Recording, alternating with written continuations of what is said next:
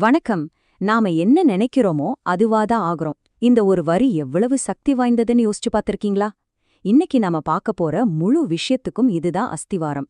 வாங்க, இந்த சிந்தனை புரட்சி அப்படிங்கிற பயணத்துக்குள்ள நாம ஒன்னா போகலாம். ஒரு நிமிஷம் யோசிங்களேன். உங்க சொந்த எண்ணங்களே உங்களை ஒரு கூண்டுக்குள்ள அடைச்ச மாதிரி என்னைக்காவது உணர்ந்திருக்கீங்களா? நீங்க முன்னேறலான்னு முயற்சி பண்ணும்போது ஏதோ ஒண்ணு உங்களை பிடிச்சு பின்னாடி இழுக்கிற மாதிரி. ஆமா, அந்த உணர்வுதான். அதுதான் இந்த சிந்தனை புரட்சிக்கான முதல் புள்ளி. சரி, நாம ஏன் முதல்ல இந்த மாதிரி ஒரு மனச்சிறையில மாட்டிக்கிறோம்? இத முதல்ல புரிஞ்சுக்குவோம். இதுக்கு காரணம் சில பழைய சங்கிலிகளும் அதனால நாம எடுக்கிற சில வீணான முயற்சிகளும் தான். இப்படி கற்பனை பண்ணி பாருங்க. நீங்க ஒரு பெரிய மலையில ஏறிட்டு இருக்கீங்க. ஆனா உங்க முதுகுல தேவையே இல்லாத ரொம்ப கனமான கற்களையெல்லாம் சுமந்துட்டு போறீங்க. இப்போ சொல்லுங்க, உங்களால எவ்ளோ வேகமா ஏற முடியும்? கஷ்டம் இல்லையா? அந்த கற்கள் தான் நம்மளோட பழைய நம்பிக்கைகளும் குறுகிய எண்ணங்களும். அது நம்மள முன்னேறவே விடாம கீழே இழுத்துக்கிட்டே இருக்கும். இந்த வரிக்குள்ளே எவ்வளவு ஆழமான அர்த்தம் இருக்கு பாருங்க.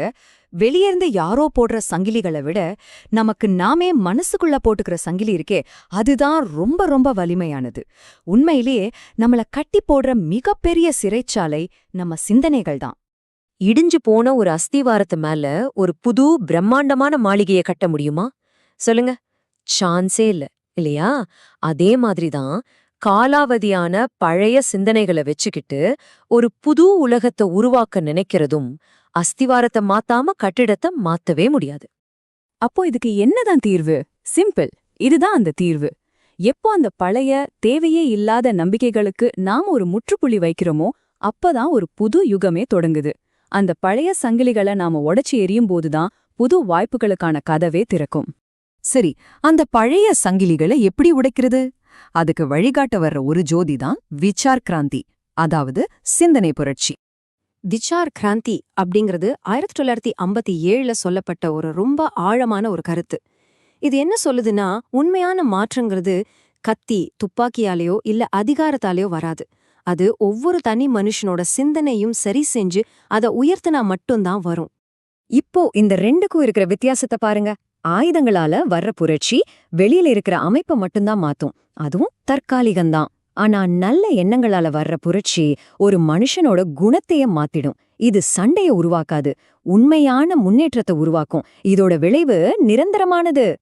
இதுதாங்க இந்த முழு விஷயத்தோட மைய கருத்து. உண்மையான நீடிச்சு நிக்கிற ஆக்கப்பூர்வமான புரட்சி துப்பாக்கியிலிருந்து பிறக்காது. அது ஒவ்வொருத்தரோட மனசுல வர்ற நல்ல எண்ணங்கள்ல இருந்து தான் பிறக்கும். மாற்றம் நமக்குள்ள இருந்து தான் ஆரம்பிக்கணும். ஒரே உரையில சொல்லணும்னா, நம்ம எண்ணங்கள் தான் நம்ம தலைவிதியே செதுக்கிற சிற்பி. நம்ம சிந்தனைய நாமளே சரி பண்ணிக்க ஆரம்பிச்சா நம்மள நாமளே ஒரு சாதாரண நிலையிலிருந்து ஒரு தெய்வீக நிலைக்கு உயர்த்திக்க முடியும். இப்போ இந்த சிந்தனை புரட்சிக்கு காரணமாய் இருந்த அந்த 1957 வருஷத்துல சொல்லப்பட்ட உண்மையான சக்தி வாய்ந்த வார்த்தைகளையே நேரடியா கேட்போம். கேட்டிங்களா? எவ்வளவு ஆணித்தரமா நேரடியா சொல்லிருக்காங்க பாருங்க. நம்ம பிரச்சனைக்கும் மூல காரணம் வெளியில எங்கேயும் இல்ல, அது நமக்குள்ள இருக்கிற தாழ்மான எண்ணங்கள் தான்னு ரொம்ப தெளிவா சொல்லுது. பாருங்க, வெறும் பிரச்சனையை மட்டும் சொல்லல, அதுக்கான தீர்வையும் சேர்த்து தான் சொல்லுது. நம்ம சிந்தனையோட திசைய மாத்தணும். அது எப்படின்னா, ஒன்னு சுய ஆய்வு, இன்னொன்னு நல்ல நண்பர்களோட சகவாசம். இந்த 2 கருவிகளை வச்சு நம்ம மனச நல்ல எண்ணங்களோட இருப்பிடமா மாத்த முடியும். இதுதான் அந்த அலைவிளைவுன்னு சொல்றது. ஒரு தனி மனுஷனோட மனசுல வர ஒரு சின்ன சிந்தனை மாற்றம் அவனோட குணத்தையே மாத்துது.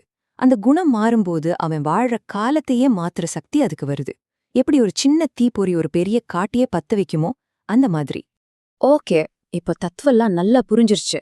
ஆனா இதை எப்படி நம்ம வாழ்க்கையில செயல்படுத்துறது? வாங்க பார்க்கலாம். இது நம்மளோட சொந்த சிந்தனை புரட்சிய ஆரம்பிக்கிறதுக்கான ஒரு செயல் திட்டம். இங்க உங்களுக்காக 4 எளிய படிகள் இருக்கு. முதல்ல உங்க எண்ணங்களை தூய்மைப்படுத்துங்க. அடுத்து அந்த குறுகிய மனப்பான்மையெல்லாம் தூக்கி போட்டுட்டு மனச விரியுங்க. 3வதா, நீங்க இன்னைக்கு என்ன நினைக்கிறீங்களோ அதுதான் உங்க நாளைக்குங்கிறத புரிஞ்சுக்கோங்க. கடைசியா, நல்ல எண்ணத்தோட இருந்தா சந்தோஷம் தானாவே வரும்னு உணருங்க.